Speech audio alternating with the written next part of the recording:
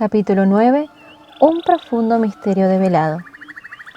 Mientras Naila se procuraba el sustento en el huerto abandonado de Malik y se preguntaba si alguien vendría a rescatarla, en su hogar ocurrían muchas cosas. En la aldea de Ladakh se hallaba Pushí. Durante 2 días los guerreros de esa y de otras aldeas del Tataú se habían agotado remando furiosamente en ambas direcciones del río. El jefe Ladakh les había ordenado que vigilaran constantemente todos los bancos de arena existentes en ambas márgenes del río. Pero a Pushí le parecía que los hombres pasaban más tiempo gritando desatinadamente, blandiendo sus lanzas y realizando gestos amenazadores que vigilando dichos blancos. Eso era lo que en realidad debían hacer si deseaban capturar al astuto cocodrilo. Pensamientos angustiosos afligían al joven maestro. Se daba cuenta de que todos los pobladores del Tataú consideraban al cocodrilo blanco con temor y superstición. Aparentaban tener gran deseo de cazarlo, pero Pushí dudaba de que tuvieran el valor para atacarlo en caso de que no lo encontraran. Le temían porque pensaban que en él habitaba un espíritu. Pushí creía que Naila había sido atrapada por un cocodrilo, pues el río bullía con la presencia de sauríos de todos los tamaños. Estaba convencido de que la jovencita no se había ahogado. Un Dayak no podía ahogarse, a menos que alguien lo mantuviera sumergido por la fuerza. Era la tarde del tercer día de la desaparición de Naila. Ni el jefe ni Pushí habían salido de casa con los guerreros. Ladakh prefirió quedarse, a pesar de que sus hombres estaban seguros de que ese día o el siguiente iban a encontrar al cocodrilo culpable. No podría soportar la visión de mi hija entre los dientes del cocodrilo, lamentó Ladakh, y tampoco quisiera verla arrojada en algún banco de arena. Pushí comprendía que el jefe se había quedado por otra razón más. Vacía de hombres de la aldea, el ambiente estaba tranquilo y había tiempo para hablar más de Dios, de su poder y de su gran amor. El jefe había aceptado la nueva magia, con una fe casi infantil, y Pushí notaba que tanto él como su esposa estaban más consolados. El sol había llegado al cenit, y los 2 hombres se habían apoyado contra la baranda de la galería externa en la que las mujeres estaban moliendo arroz, tejiendo esteras y canastos y atendiendo a sus bebés. ¡Miren!, gritó Ladakh señalando el agua con su índice tembloroso. ¡El cocodrilo blanco está remontando la corriente a solo pocos metros del embarcadero! Pushí quedó asombrado al notar el tamaño del animal. Tanto él como Ladakh profirieron una exclamación de sorpresa. Todas las mujeres y los niños se acercaron para verlo. Mientras lo observaban, el cocodrilo sacó la cabeza fuera del agua para sumergirse luego y desaparecer. Las mujeres comenzaron a llorar atemorizadas. Los niños aterrorizados se pegaron a sus madres. «Ya lo ves», dijo Ladakh. «Esta es una guerra entre los cocodrilos y los Dayaks. ¿Qué haremos ahora?» Pushí no sabía qué responder.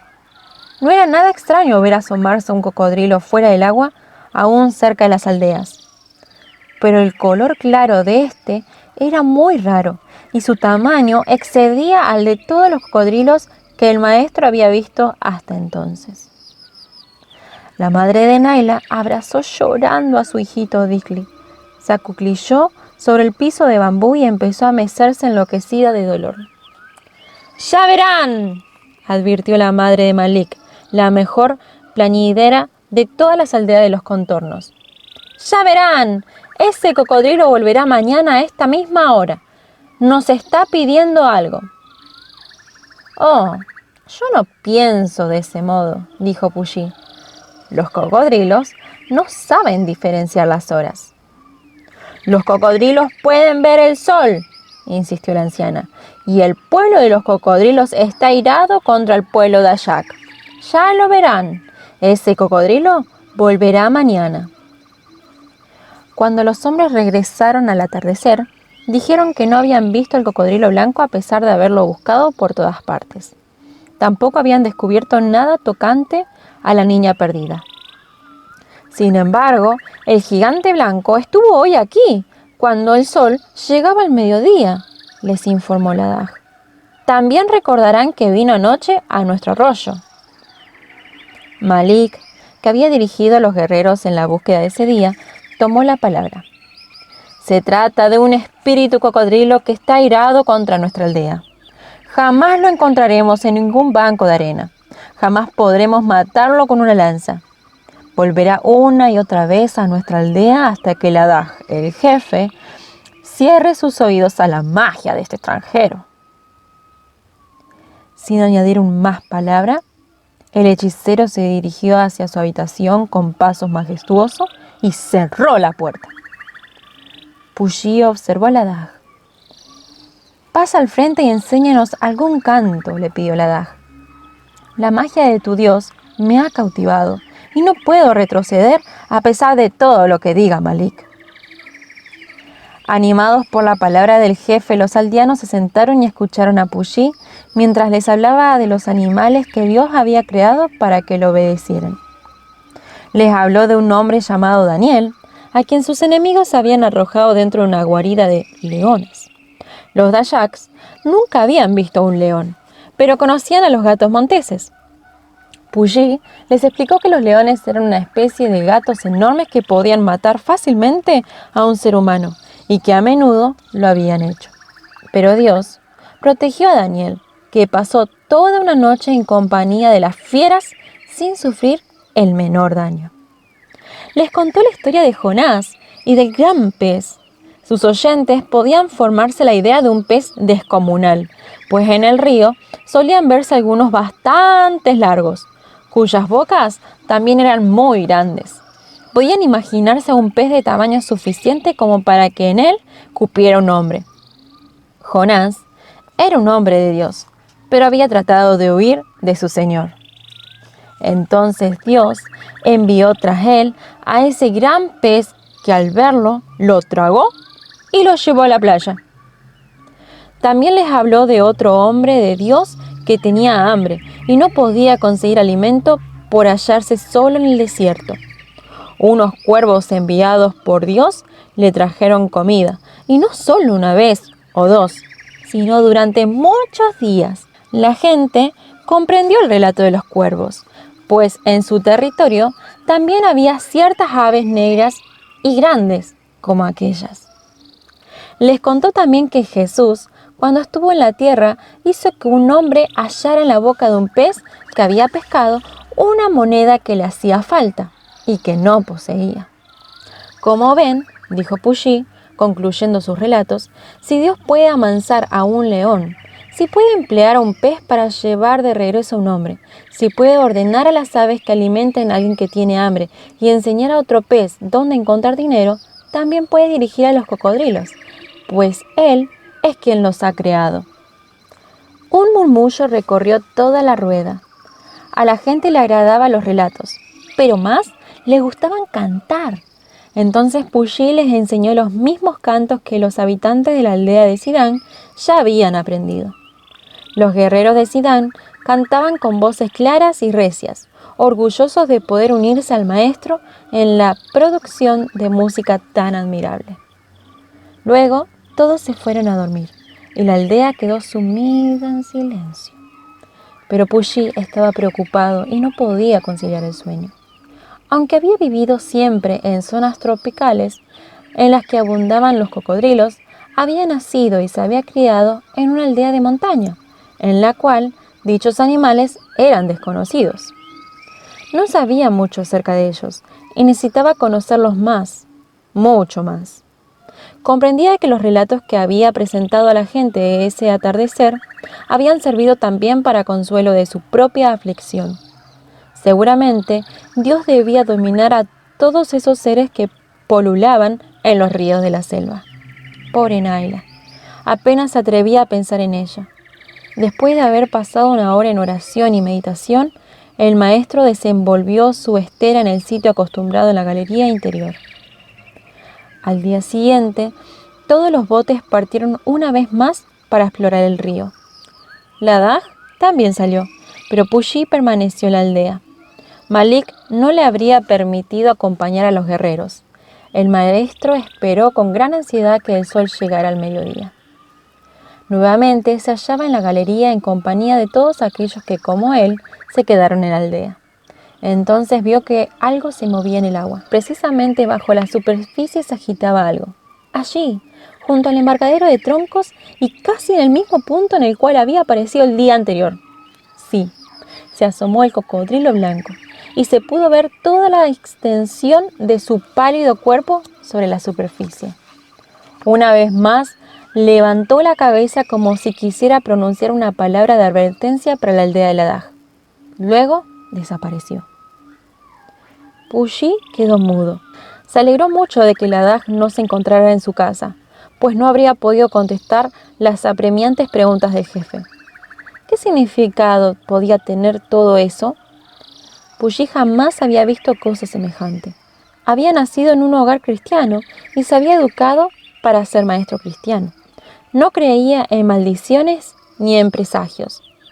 No creía que los espíritus de los muertos regresaran para atormentar a los vivos. Sin embargo, ¿por qué ese cocodrilo regresaba vez tras vez a la aldea? El maestro se sentó sobre su estera y quedó pensativo. La madre de Malik había dicho el día anterior que el cocodrilo vendría otra vez. ¿Cómo pudo saberlo? Ciertamente el Dios del cielo debía tener dominio sobre esa criatura. ¿Y por qué los guerreros no permanecieron en la aldea, si sabían que el cocodrilo iba a volver? Puyi quedó convencido de que ninguno de ellos deseaba hacer frente al que llamaban cocodrilo espíritu. A su alrededor, todos estaban en actividad. Las mujeres corrían en busca de agua para preparar la comida. El murmullo de su conversación llenaba el aire. Los hombres más ancianos que quedaron en la aldea comenzaron a construir una balsa. Tenía alrededor de 1 metro cuadrado y para que flotara sin inconvenientes la estaban haciendo de bambú. Unían los trozos con lianas a fin de que la balsa quedara firme. Muy pronto, Puyi descubrió qué estaban haciendo las mujeres. Se dedicaban a preparar tortas y alimentos de toda clase. Tenía la intención de hacer una ofrenda al cocodrilo. El maestro quedó asombrado al ver cuán seguras estaban de que el gigante blanco volvería al día siguiente. Y así sucedió. El cocodrilo regresó a la misma hora, exactamente como lo había hecho los días anteriores. No solo sacó la cabeza fuera del agua, sino también se volvió en dirección de la aldea y abrió su enorme boca como si quisiera dar una orden. Luego volvió a hundirse en las aguas. Las mujeres echaron apresuradamente la balsa con alimentos en el agua y los hombres la empujaron con sus remos en dirección de la corriente, donde quedó flotando. Puyi corrió hasta el embarcadero, desató uno de los botes, se introdujo en él y remó río abajo. No podía comprender lo que había visto, pero estaba decidido a descubrir algo más acerca del cocodrilo. ¿Había venido realmente a pedir alimento? Si era verdad, entonces, ¿cuál era el motivo? ¿Podría tener tanta inteligencia un cocodrilo? ¿Podría imaginar que, si volvía repetidas veces a la aldea, la gente le iba a ofrecer comida? ¿Y podía ser de su gusto la que le daban? Puyi no podía responder ninguno de esos interrogantes, pero tenía el propósito de descubrir todo lo que le fuera posible. No había remado mucho, cuando se dio cuenta de que el gran cocodrilo estaba nadando debajo del agua. Iba delante de Puyi y se movía a la par de la pequeña plataforma flotante cargada de alimentos. El maestro remaba suavemente, sin quitar la vista de la balsa, que dobló la gran curva del río más inmediata a la aldea de Ladaj. Continuó descendiendo y pasó 2 curvas más. Entonces Puyi descubrió lo que parecía ser la desembocadura de un arroyo que arrojaba sus aguas en la corriente principal y formaba con esta un ángulo agudo. Ahora el cocodrilo estaba junto a la balsa. Parecía empujarlo un poco con su boca. Puyi no podía distinguirlo, pero la balsa se dirigía hacia la desembocadura del arroyo. Sin duda, al cocodrilo le agradaban los alimentos de los seres humanos y por tal motivo había guiado la balsa hasta ese lugar tranquilo para poder gustarlos en paz. Puyi ya había visto lo suficiente. Miró a los alrededores, pero el cocodrilo había desaparecido. El maestro regresó satisfecho porque había podido comprobar todo aquello con sus propios ojos. Difícilmente habría dado crédito a las palabras de otra persona. ¿Tan extraña le había parecido la conducta del cocodrilo? Llegó a la conclusión de que esos animales eran más inteligentes de lo que el hombre pensaba. De regreso a la aldea, comprobó que los cazadores habían vuelto con su habitual informe de fracaso. Puyi comenzó a hacer preguntas cuidadosas al jefe y a los hombres más ancianos. Sí, respondieron. Los cocodrilos frecuentemente vienen a pedir alimentos, pero lo hacen solo cuando los espíritus están airados, cuando los cocodrilos quieren devorar a alguna persona. Pero es que ya ha desaparecido una persona, les recordó Puyi. ¿Quién sabe? Quizá deban desaparecer otras más, fue la respuesta. El jefe preparó un rollito de nuez de betel y habló. Ya han visto que el gigante blanco quería alimento. Ahora es posible que no vuelva más. Puyi quedó meditando largo rato en los acontecimientos de ese día. Pero a pesar de todo, su fe fue aumentando. Sin duda, Dios se halla en este lugar, se dijo. Todo lo sucedido debe ser parte del plan de Dios. Han llegado a este lugar hombres de casi todas las aldeas del río. Ahora todos han sabido de Dios. ¿Habrían podido conocerlo si los hechos hubieran ocurrido de otro modo? Probablemente no. Aunque esos pensamientos lo animaban, Puyi se estremecía cada vez que recordaba a Naila. Pobre niña, atrapada por ese terrible cocodrilo en medio de la creciente y de la oscuridad. ¿Por qué ocurrió tan terrible accidente? ¿Por qué el cocodrilo había venido a pedir alimento? Puyi no se lo podía explicar, pero también lo aceptaba como parte del plan de Dios. Esa tarde, el cocodrilo blanco volvió una vez más al arroyuelo que corría junto a la aldea. Malik lo descubrió. Se lanzó detrás de la casa blandiendo su cuchillo y a los gritos ordenó que todos salieran y lo ayudaran a matar al cocodrilo. «No», dijo el jefe Ladaj. «Hoy hemos presentado una ofrenda de paz al gigante blanco. ¿Iremos ahora a darle muerte? Tú mismo nos has dicho que ninguna lanza es capaz de herir a ese cocodrilo espíritu. Sabes que no matamos a ningún cocodrilo a menos que veamos algún dayak entre sus dientes. No estoy seguro de que ese cocodrilo se haya llevado a mi hija. Ninguno de nosotros puede estarlo hasta que se descubra su cuerpo. ¿Vamos a provocar más ira entre el pueblo de los cocodrilos y crearnos así mayores problemas? «Eres un tonto», chilló Malik, y su rostro se contrajo de furia. «Ya has caído en las redes de esta magia nueva.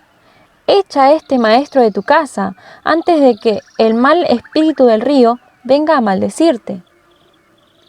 Puyi no esperó a que el jefe respondiera al estallido de Malik. Descendió la escalera que conducía hacia el río. Se detuvo en la ribera del arroyo. Aún a la pálida luz de las estrellas, se podía distinguir la forma descomunal del cocodrilo en la corriente poco profunda. Cocodrilos, cocodrilos, cocodrilos y el Evangelio de Dios. ¿Qué tenían que ver los unos con el otro? Algo semejante a la admiración fue naciendo en la mente de Puyi con respecto a la criatura salvaje que yacía en la corriente. Durante largo tiempo el maestro permaneció a corta distancia del saurío, pero éste no se movió. Ahora Puyi estaba convencido de que ese cocodrilo no era un asesino sediento de sangre.